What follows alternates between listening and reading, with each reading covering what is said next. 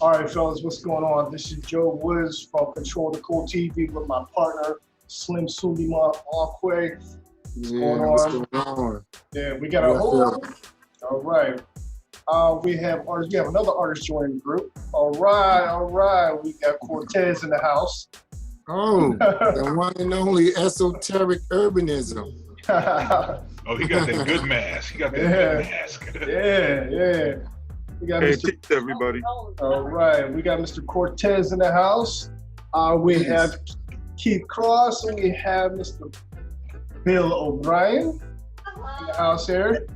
Today we got a couple topics we want to talk about. We can start off by artist block. You know, we all get them. Everybody here gets them. Whoever's in the background, I'm about to give them an elbow. You know. You hear too much background noise? Yeah, a little bit. That's all right. You know what? I'm That's all right. Exit out because I'm at the store. Don't even sweat it, man. I'm just messing with you. Stay in. Yeah, but the first topic of the day, we're going to talk about artist block. All right, everybody here has been through it. What is it that you do to get inspired again once you catch that block? Start off with you, Bill. What's going on? How you handle that? So there are times, I'm a photographer, some of you know and don't know. Most of it's just walking out the door with the camera. And instead of forcing it, sometimes I'll just go out and I don't plan my shots and I can go out like that. Sometimes I'll just give it a couple of days, let it clear up. You know, it's not easy sometimes because every day, that's where I find I enjoy my days and finishing my days with my camera, just walking around and the photos just come to me. But if it's not coming and I've gotten a block for a week or two at a time, I just leave it at my side and don't take anything. And just let it be for a couple of days. Okay. You know, just kind of don't force it and let it be. And then put the camera down for a couple of days. And then when I feel like reaching for it, that's when I go get it. So. Cross. You know, that makes sense. Okay, cool. Mr. Cross. Yeah, well, for me, inspiration comes from everyday life, but it's crazy with everything going on. It's kind of like I haven't had a lot of room in my brain to really have the luxury to just think of something artistic to do because everything is just kind of weighing down. It's kind of taking up all of my space and all of my thought process. I used to smoke weed whenever I needed to get some inspiration, but I gave that up. So now I'm kind of looking for another kind of creative fuel to draw upon. And, when that happens, it's usually like going through old sketchbooks and reworking old pieces of art that I kind of gave up. But, my art teacher always told me to just pick up a pen. It's kind of like when you write, they always just say, just start writing. And then I guess it'll just come. But sometimes if I can't think of anything, I just won't do anything and I just let it come naturally because if I try to force it, I usually don't end up liking it, so. Yeah, that's true. It's the same way. If I get stuck on something, I just walk away. I'll walk away, I may sit down, watch TV, read a comic book or something like that. And, something will hit me right then and I just go right back to it and get back at it. Blocks don't really come to me that often, because whenever something comes to me, I'm always penciling it down, and then I automatically have it. I'll come back after I get done doing something else, finish it up, and then I'm back to the lab. So it doesn't really affect me as much, being that I have that type of process. Slim. Well, like you, Joe, I haven't often been having these blocks, but if I have something that's challenging and it seems like I'm having a difficult time, I will step away from it sometimes because you can be tired when you're working on some of the pieces because we work out throughout the night. It might be 3, 4, 5 in the morning, and what looks good to you at that time probably won't look good to you the next day. So you want to keep, for me, it's being fresh enough to actually do the job. When the inspiration is not there, yeah, it's good to kind of sidestep for a second. But again, I don't often have that problem with having blocks because I moved to different type of art styles. So if I'm not doing painting, I'm doing digital.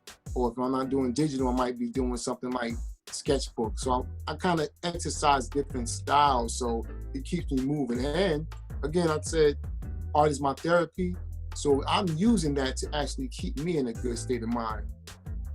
You know, so that's what I do basically. Absolutely. I've even pulled from my son. I'll see something, he'll doodle, and I'm like, "Ooh, yo, bro, I'm about to snatch that."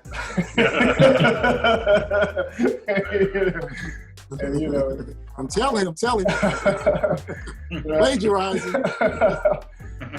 Right. I also try to challenge myself to stay, you know, different type of things. Like this last piece I'm thinking about working on. You know, I did a Mexican pinup, and I've never done anything like that. So, you know, that keeps me going. That keeps my brain functioning when I just challenge myself with different things. You know, whatnot. So. Yeah, because it's like if you get it's just like me, I have especially when I'm working on my comic book, like I have a certain style to the point where I already know what it's gonna be. And sometimes I feel like if you already know what the outcome is, it's like not really that motivating and I might not really be too inspired. But if I'm trying something new or different, and that usually happens when I do commissions, because I'm always doing something that I wouldn't normally do. And I'm like, at first it's a drag, but when I'm done, I'm like, oh shit, I never would have did that, you know, if they didn't ask me to, you know. So, yeah. That's funny that you say that. Go ahead, Bill. Go ahead.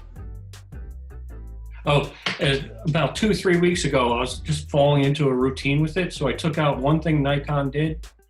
You can take a 40-year-old manual lens and put it on your new digital SLR. So I took a 40-year-old lens that's fixed, 50 millimeter, put it on the lens and left it there for the week. And just did different things with it. You know what I mean? Just changed it. You know what I mean? I was normalizing all the technology. I just decided, you know, I just took that old lens that's from 1978 or whatever it was, put it on there and just set manual and went back. So are you still using, do you still use dark rooms? Like the photographers still use dark rooms now? No, I've done digital SLR. Okay. Do you like that better? I do, because I'm doing a lot more action shots with birds. I do a lot of natural shots too, but I'm doing a lot of moving, you know, things like. So I'm not a professional photographer. This has just been an itch since I'm like 10. Oh, okay. You know what I mean? And it just took off. Okay. Yeah, I've seen your work. It amazes me how you capture some of the things you capture. I mean, to catch a seagull up close, see into its face, it's amazing how you do it. Yeah. I don't understand how you catch them at the right time. Maybe I'll show you guys sometimes. Sometimes I'll just do a profile of them looking straight at you and then get a 90-degree profile of the same bird, you know. Yeah, it's like, I don't know how you do it. I don't know how you can get the bird to actually stand there and Is it with shutter speed? Is it a certain shutter speed that you have to have it on to actually get that in that way? Sometimes when these things happen, I'm just sitting there and watching everything happen. And often or not, they're just sitting there also at some distance from me. And I just look over and slowly take it in and just pick up the camera and make it happen. Yeah, you guys got to check out his Instagram. The stuff he's taking is incredible. It's wild that he actually captured some of the stuff he's captured. It's amazing. But for Mr. Cross here, to go back to when you do freelance, that's a lot. I get a lot of inspiration as well, especially when I'm doing logo design. And I'm doing like research and stuff like that, and I'll see stuff that, okay, let me grab that for myself. As I'm looking, I'll see it, I'm like, oh, okay, that'd be great to do this. And as I'm gathering information for the client, I'm also gathering information for myself. Absolutely. You know? And that definitely gets me inspired. You know? Absolutely. It's always good to get out of your comfort zone, you know. And every time I do a commission, that's always what happens, because nobody ever asked me to do what they loved about my work in the first place. It's always like something totally different, you know what I'm saying? So it makes you stretch, you know? Definitely. And when I see your work, I'm like, man, Now, if I could try to funk it like he funks it, just to get out of my comfort zone and see how it turns out. Yeah. Right. Yeah, man.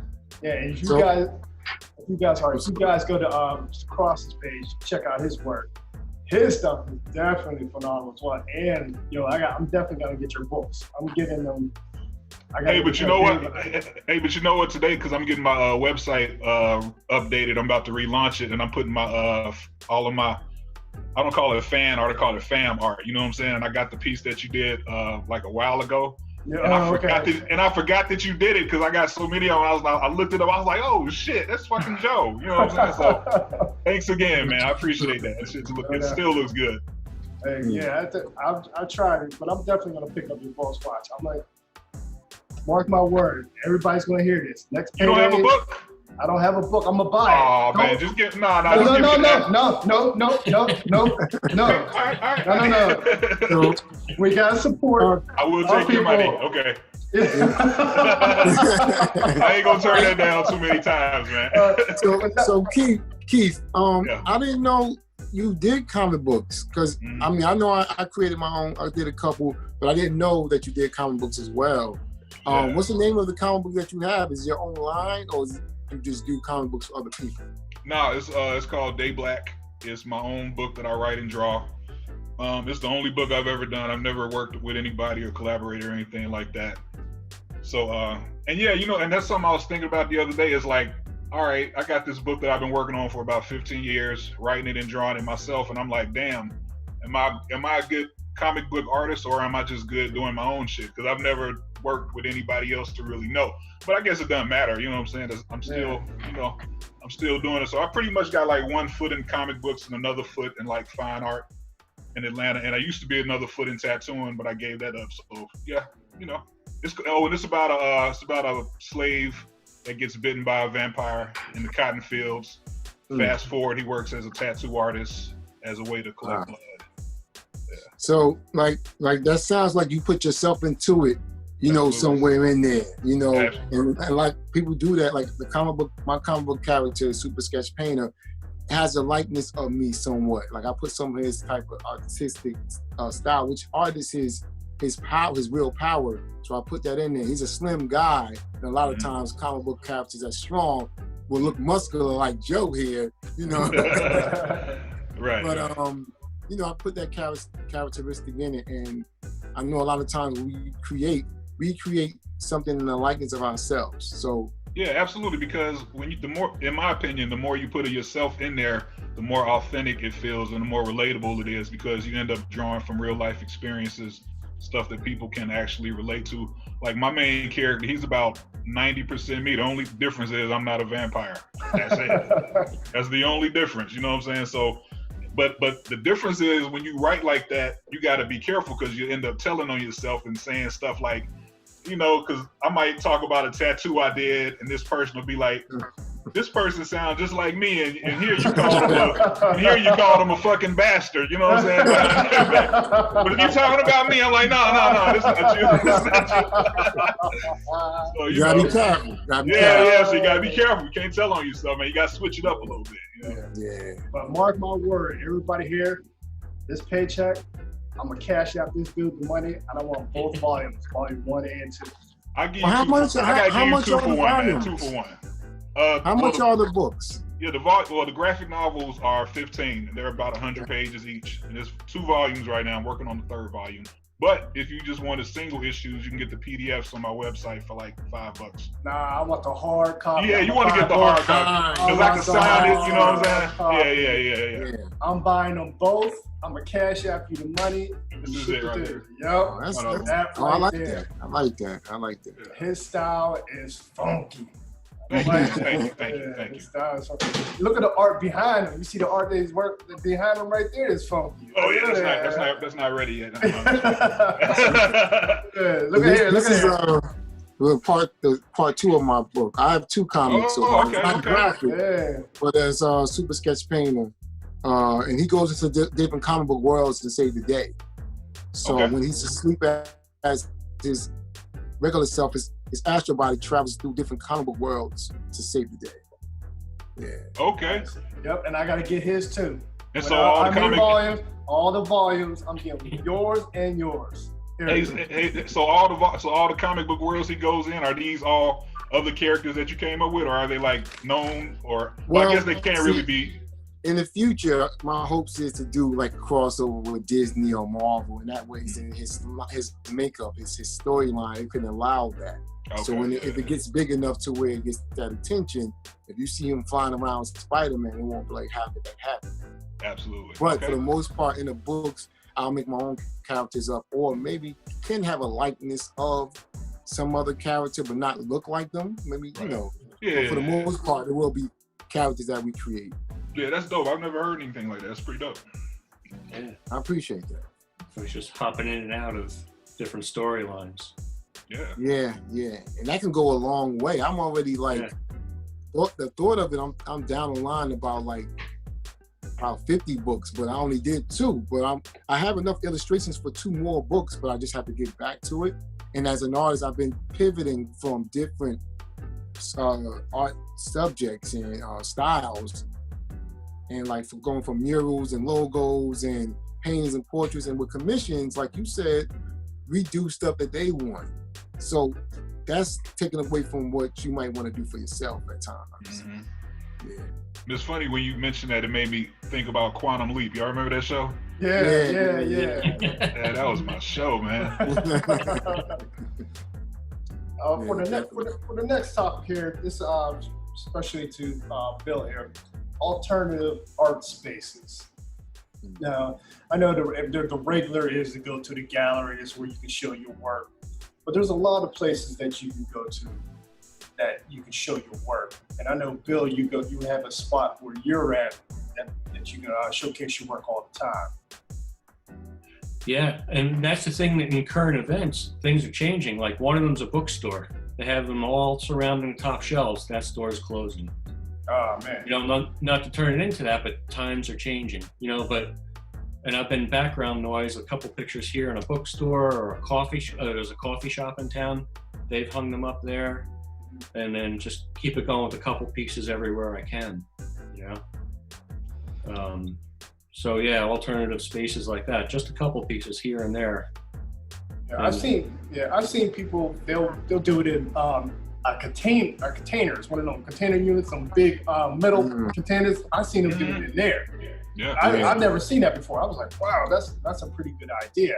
Yeah, you know, to have it and they even threw a party. They had music and everything. I remember when I was first coming up doing shows, I was doing them in barbershops, I was doing them in tattoo parlors, libraries, you know what I'm saying, before I actually went to actual galleries. But yeah, people will do it anywhere, man, really, you know. Yeah, parking lots. Any place that got a wall, or even any place that you can put an easel or no wall. Yeah. So people become more creative when it comes to events like that. And alternative spaces has to be something that is not too hard on you financially. So that's why we get to become creative like that, because you might not have the money to pay somebody $500 for a few hours in these locations. Yeah. Because you're not even like it might not be as big as you want. The outcome might not be as big as you want it to be, and you put all that money in. So I think it is a good way to try to be creative and think outside the box for these events. Yeah, and then when you do stuff like, say, like the National Black Arts Festival that comes to Atlanta, like when you take the art to people, especially the people that wouldn't normally even go to a gallery, you know what I'm saying? You would be surprised and how surprised they are to even just see art. You know what I'm saying? A lot of people, especially in the Black community, a lot of people's whole respect for art comes from tattoos, you know what I'm saying? And not necessarily going to galleries, but they respect, like if you can draw, I remember coming up and people are always like, oh, you could draw, you should do tattoos, you should do tattoos. Yeah. All the time. Ironically, that's what I ended up doing, you know what I'm saying? Probably because of all that subliminal pressure, you know what I'm saying? But, it's all good though. You know what's so funny about that though? Because I've been asked that as a lot of times throughout my life. Can you do tattoos? I said, well, I can design them, but I don't have a tattoo. You understand? And sometimes somebody might look at you side-eye because you want to give 1 million tattoos and you don't have not one on your body, you're going to look like a fraud. So I didn't really want a tattoo for myself, so I didn't really want to go that route. my first year tattooing, I didn't have any tattoos for the whole, like for my first year, because I felt like as an artist, I could do this art form and not necessarily have to commit to it and get tattoos. And I got those looks for like over a year. Like, how you gonna be doing tattoos? You don't have no tattoos. I didn't think it was true, but when I got that tattoo finally, it makes you have more empathy for the person you're doing a tattoo on, instead of just like just going in on them, not really considering how they feel. But when you feel that needle, you have a lot more compassion for them. Like, all right, I'm gonna give you 5 minutes, I'm gonna give you a break to catch your breath. You know, it's important. You know, it's important. Like, I took enough of your blood. Let me let you know. For sure. Now, as far as community, there's some places, especially where you're at, Cross. They have a artist community there. I forget the name of the place in Atlanta where they do it all the time. They have a little showcase. It's just for artists. What's the name of that? You know where Dan the Man usually goes there too. Oh, you talking about the Artist King? I know that's his organization. Yeah. They have it down there. I mean, it would be many. It's so many in Atlanta. I mean, like there's so many. And not a lot of places, especially up here, have. Well, I guess they have North. They're trying to do North as an art scene, but there's no really a artist control community up here. Like I've seen in Atlanta. Every time I go on Instagram, somebody's having something. There's areas people have their own warehouse, their own galleries, their own road. It's a whole block that's nothing but art. That is something that is very necessary, you know, for our community. They even when I used to live in Philly, they used to have an artist bank strictly for artists to put their money in, which would be dope. I mean, I wish they had that up here, to have your own bank that artists come in, put their money in, stuff like that. That'd be great. But that's right. It's kind of that sounds like innovative, man. That is something that we need. And to have a location with a lot of artists around, like when they have like the Art Basel in Miami, and you go through Philly, you see all these murals. New York is actually building up in a mural base right now, and I'm actually part of that too. And I'm lucky and I'm happy me and my family through the Art Way are part of that. But for a while, for years, that was just few and far between to see a mural here in a location like downtown Newark. But it's a real need for art. And Joe, if it was a bank that was just for artists, that would be amazing for us to just pool our money and pull our resources in, something that's going to actually give us back organized way. Then I think I would love that. Yeah. I mean, I would go to New York. They have this place they're called the Brushwick. What is it? Brushwick Community, something like that. It's an Is it Bushwick? Bushwick, yeah, Bushwick Community. It's in Red Hook. Nothing but art area. Murals, graffiti, everything around it is art related. It's awesome. I mean, we need that. We need artists to come together and create. Like I said, in Atlanta, they have a block. They have blocks strictly for art. You know, sure, I want to go down there. You know, the way I see it. You know. Control the cool in Atlanta. That's what we want to do next, right?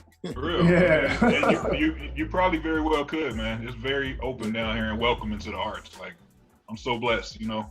It's so saturated though. Like, to be an artist here, like, you really have to stand out, because it's like artist upon artist upon artist here. You know what I'm saying? Which is a beautiful thing, but it's even that much harder to really stake your claim and like really stand out. You know, but at the same time, that's just gonna make you a better artist. You know what I'm saying? Yeah, you either step up your game or go home. Absolutely. Yeah. The artist community down here, they were putting something together once a month, and they would do a theme, and he would let you know a month in advance. Like, one time it would just be trout, or just something. It would be sky, or just rock, or something like that. And no matter what medium it was, anywhere from 10 to 20 artists would bring something, hang it, and then it would be up for a week. And then the next month would be something different. And actually, all the local artists are actually hurting a little bit right now, because it usually started by now. We had a vibe going for about a year, where at some point we had up to 100, 200 people on the weekend coming to see the art for these shows. But it's community. Where are you located? I'm sorry, where are you located? Frenchtown, New Jersey. Now, you know, Route 78 straight out to the Delaware River. I grew up in North Arlington, and then, but straight out there, the art community is pretty strong out here, and growing. You know, it's coming out. So we kind of miss that, but like you said, the community is coming together. The roots are getting deeper here. You know, it's not just individual artists trying to make it. Yeah, we really. Do you feel like it's easier for you to do stuff that are like still life, or stuff that's in action, like for you as a photographer? Is it something that, what inspires you more? Still life or natural. When I walk out the door, I don't know what I'm going to take, and you can see some of it in my photography. Before I got out there, which is only about 5-6 years ago, people saw me crawling around with that camera and just taking everything in. And then finally they saw my photography and said, now I get it. You know what I mean? Like, I saw you walking around and crawling around on the bridge and squatting down, taking a picture of a spider. And then when you see it, you're like, wow. I figure it probably takes a lot of patience, doesn't it? Just to get that right shot. You know, especially you say you're taking a crouching, crawling to catch that spider, you know? Yeah, and it's just what comes to me, you know. What I see things different. Like that night when you had the gallery down in I forget the street, Freelandheiser. Yeah. I walked out and I took that shot. I remember that. Yeah. And everybody else was like, "Really? That's right out here." I just see things differently, you know. Well, I guess that's what your eye makes you dope, man. I mean, not everybody can have it. You know what? Everybody can't have that eye, and you captured it well. Yeah, you can't worry about looking cool when you're trying to create some art, man. You know? Get down and dirty. I don't know, man. I don't know. We look cool sometimes when we do art, Joe. We do. Just a little. Yeah. But as well as the mind and imagination, people have to have the imagination to push that theme in your, you know, and make that art piece. Whether it's a photographer, the shot that you want, you got to have that mindset, that imagination to say, I'm going to take this to the next level. Well, for my mind is going to take it to the next level. My imagination is going to boost this piece from being, you can have 100 people and yours will stand out because your mindset and your imagination is above theirs. So that's key. That is very key. And that's the thing, the energy that goes into it. Somebody's like, oh, you should go get a picture of that. I'm like, well, it's not just that easy sometimes. Oh, you should draw this. You should draw that. Yeah. I gotta reach down. Yeah, you can whip that up in like 5 minutes. You can draw, right? Like that's not oh my God. You know what? I'm gonna say this, right? Okay, and if any of my friends in the school system see this, they might, I don't know if they're gonna be happy about it or not, but you know, I work security there, but I'm an artist. That's what I really am, but I work security there. And it was some teachers that might want to have certain, you know, favors. If they find out you have an artist and everything is a free thing, most of the times and it's like, well, you know what? You're good, you know, you can do that in 2 seconds. Oh, come on.